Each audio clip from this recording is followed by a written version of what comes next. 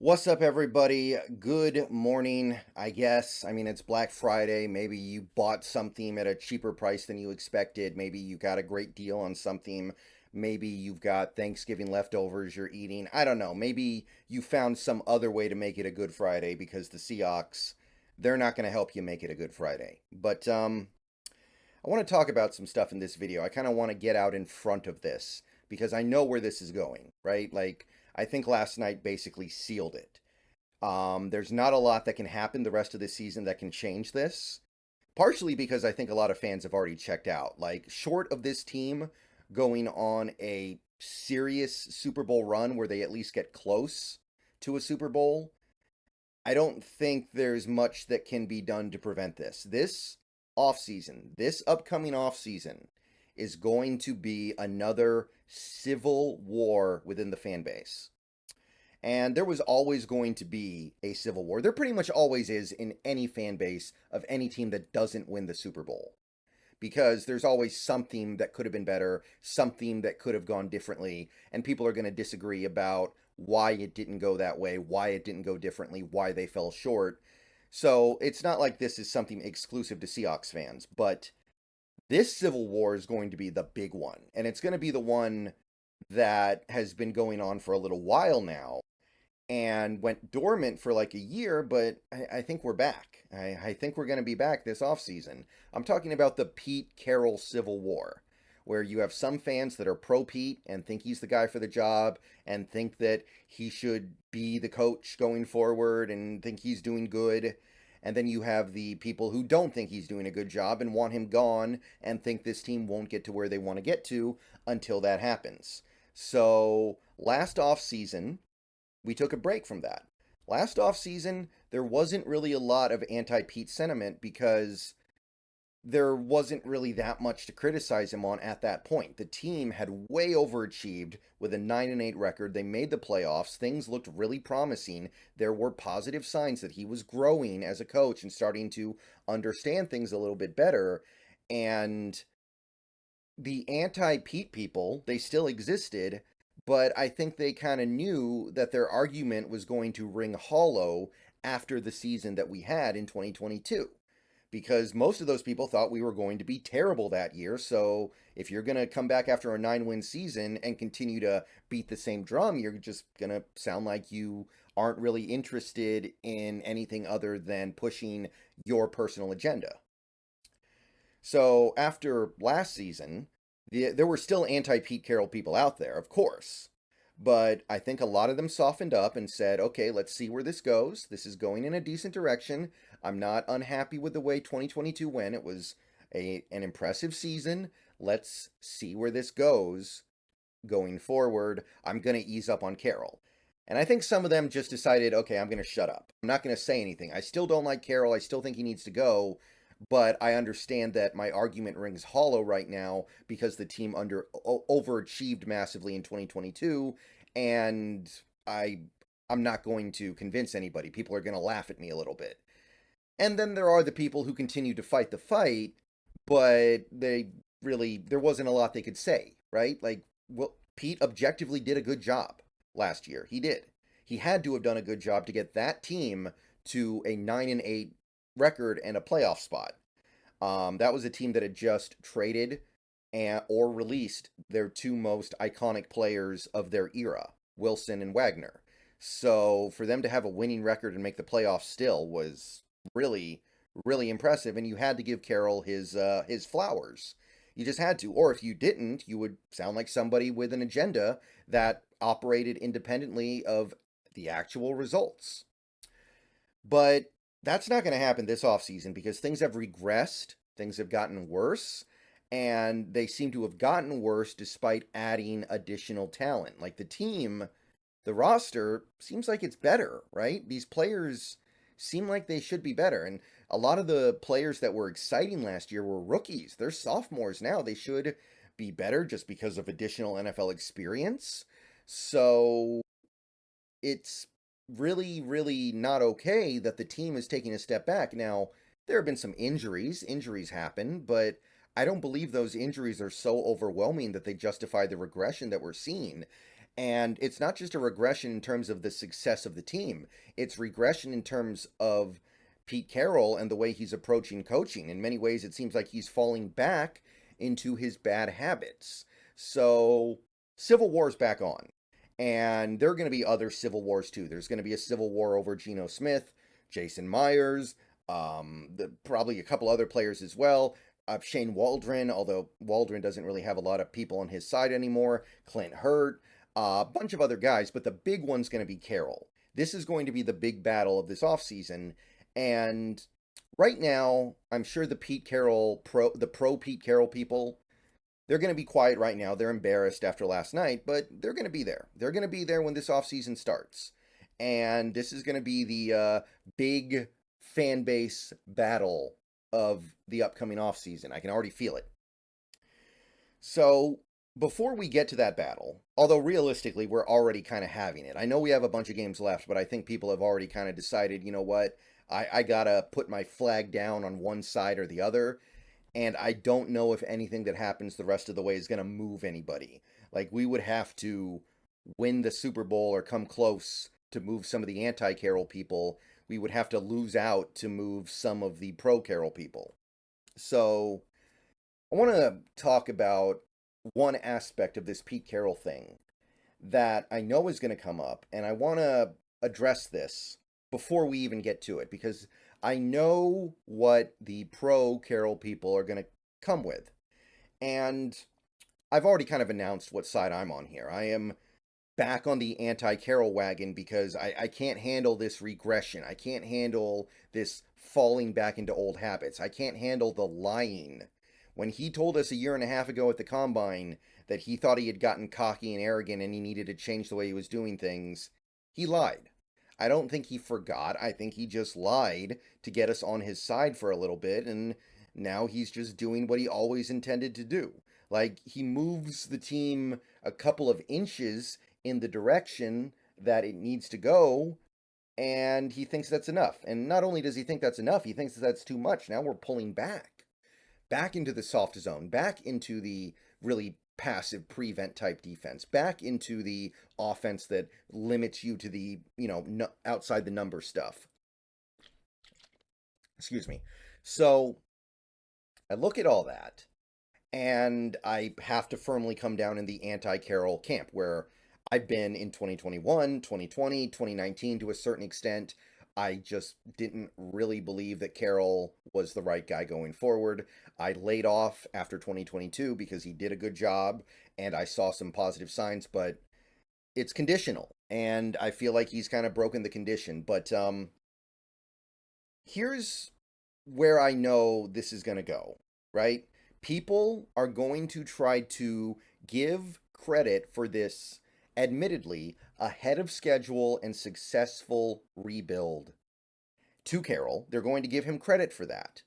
And I'm not saying he deserves no credit, but I want to look at the last year and a half with these Seahawks and talk about the things that are objectively, clearly, and unimpeachably good. The things that have gotten us to this point where we went 9-8 last year, and where, say what you will about this current team that is disappointing us right now, it does have a winning record when most people thought we weren't going to be anywhere close to having any kind of success like that until at least, I would say, next year.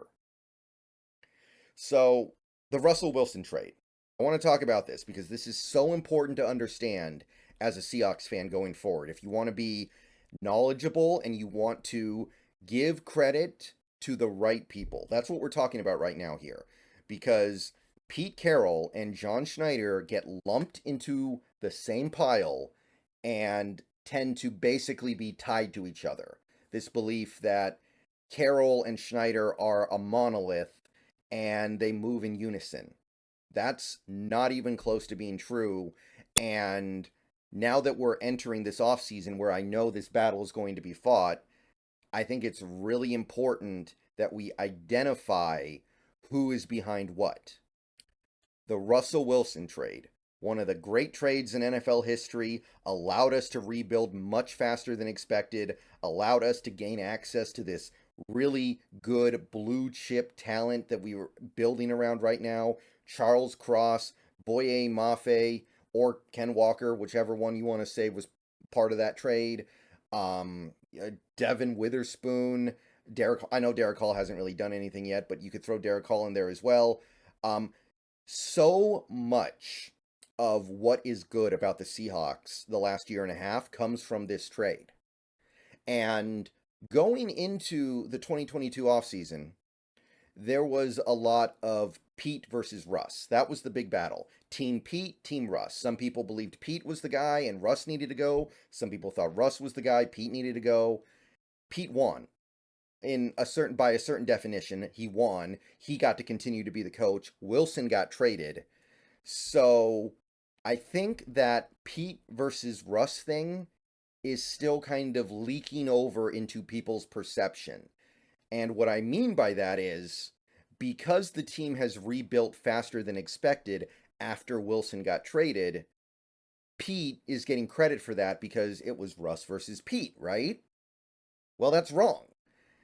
I've pulled up this article from right after the trade was made a little more than a year and a half ago, and it details that Pete Carroll did not want to trade Russell Wilson, and I think it's really important that everybody understands this part of the trade. If Pete Carroll had his way, Russell Wilson would still be a Seahawk. He would still be our quarterback. We would not have made that trade, and things would be in a very different place. The article goes on to say Carroll fought against trading Wilson for as long as he could and had no intention of trading him coming into the offseason. He threw himself in front of a Wilson trade the year before to the Bears. The trade happened because John wanted to trade him and Russ wanted to get traded. Pete did not want it. So I see people sometimes try to defend Pete by saying you have to give him credit for pulling off the Wilson trade. No, we don't. He deserves no credit for the Russell Wilson trade. The only bit of credit he might deserve for it is that he gave up on preventing it. Because in 2021, Schneider was ready to trade him to the Bears.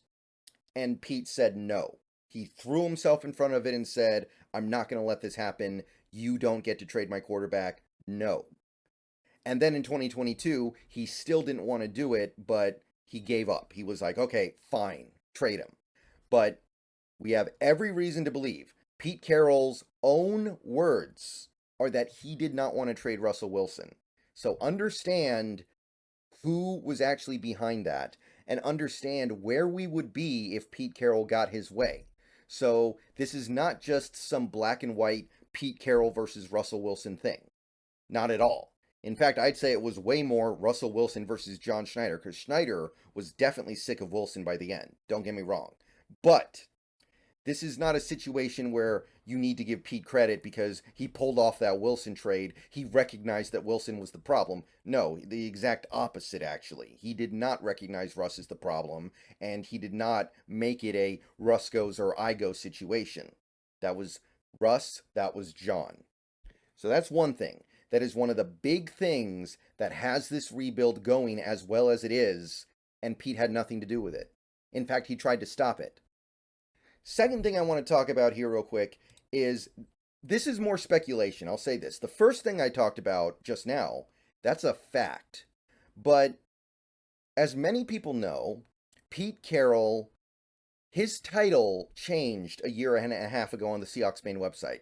I'm pretty sure he used to be president of football operations, and then a year and a half ago it was changed to executive vice president. Now, what did that mean? No one really knows for sure. It might not mean anything. It might be a paperwork thing, honestly. But what it may have meant, and what I suspect that it meant, is that John Schneider became elevated in the decision-making of this front office. Previously, all front office decisions, drafting, signing, extending, etc., ran through Carroll, and he got final say. I suspect, I can't prove this, but I suspect that after 2021, Pete Carroll lost that, and now he has more or less an equal voice with John, and John has far more control of this team than he did before. So Let's talk about the other things that are unimpeachably really good about the Seahawks over the last year and a half. I'm talking about the drafts. 2022. Let's look at this draft real quick here. Really good draft. One of the best drafts that any team had in 2022. It's like the Jets, the Lions, and the Seahawks in some order had the best drafts, right? I feel pretty comfortable saying that. I don't think there's any other team that could get involved there. So I'm looking at this. Which picks are John? Which picks are Pete? Which picks are both? Which picks are a compromise? We don't know. I'll just admit that right here, right now. We don't know where John gets involved and where Pete gets involved. I admit that. But there is nothing that pretty much anybody in the world is going to be able to say that can convince me that Pete Carroll wanted to draft 2 tackles from air raid offenses who spent at least some of their college career in the air raid, who are pass blocking tackles first. Carroll spent his whole Seattle career prioritizing run blockers. And then suddenly we take Charles Cross and Abe Lucas to pass blocking tackles. So I'm going to say it right here, right now. To me, Cross and Lucas are 100% John Schneider. I'm also not convinced that Kenneth Walker was a Pete Carroll pick. Kenneth Walker is a zone running back. He runs to the outside. He uses his speed. He uses his agility to get to the boundary and then make things happen as a running back from there. Carroll likes A gap and B gap runs. He likes the Marshawn Lynch type of running back, not the Ken Walker type of running back. So I have a very hard time believing that Carroll was the one pushing the K9 pick. And he can present it however he wants to. He can say whatever he wants to say about it, but I'm not buying it. I look at this and I say that is another John Schneider pick. Now, 2023, you can definitely find some picks that have Carroll's fingerprints on it, but JSN, I don't know if Pete Carroll would get behind drafting a guy like a JSN, a guy who thrives over the middle of the field, when Pete Carroll hates throwing the ball over the middle of the field. That's another pick that smells like Schneider or, I guess, Waldron. But hard for me to believe that's Pete when he treats the middle of the field like it's made out of lava, and JSN, a big part of his game is running routes over the middle. So I'm seeing some major picks in these drafts clearly being attributed to someone that is not Pete. So when it comes to the last 2 drafts that have been so good, hard for me to really give any credit to Pete there either. Some of it, sure. Witherspoon, Woolen, maybe. But a lot of these picks, they don't smell like Pete. So as we move forward here through another offseason that's going to be all about Pete and his place with the Seahawks future. And I know this is a long video, please bear with me. This is important though. I really want to make this stuff clear. I really want to make this stuff as I want to lay this stuff out the best that I can. If you're going to try to defend Carroll, if you're going to try to give him credit for what has happened positively these last year and a half, because there have been positive things, you need to actually make sure that he's the one who deserves credit for it. Because I just showed you in no uncertain terms that he did not want to trade Russell Wilson, which was one of the great heists in NFL history. And I've also given you reason to believe that a lot of these draft picks, especially a lot of our good draft picks that we're actually excited about and like, are not his. So, just something to think about as we go forward here. But bottom line is, for me, I look at this and I go, I think John Schneider's doing his job. I think John Schneider is propelling this rebuild forward faster than expected. I don't know how much Pete's doing. Like, Pete gets credit for developing Woolen and I guess Witherspoon, I would say. If I had to guess, I would say those are pretty Carroll-y things to do. Maybe Mafe, and Mafe's been great. So there's some stuff there too. But there's a lot of this stuff. I just gotta be honest. I think that Pete is taking credit for someone else's work. All right, more videos coming later. See you guys soon. I just want to lay out why I am looking at things like this right now, why I am so down all of a sudden. It seems like all of a sudden, right? Because I was okay with Pete for a little bit there. I was. I felt like we were headed in the right direction. I saw some promising signs from him.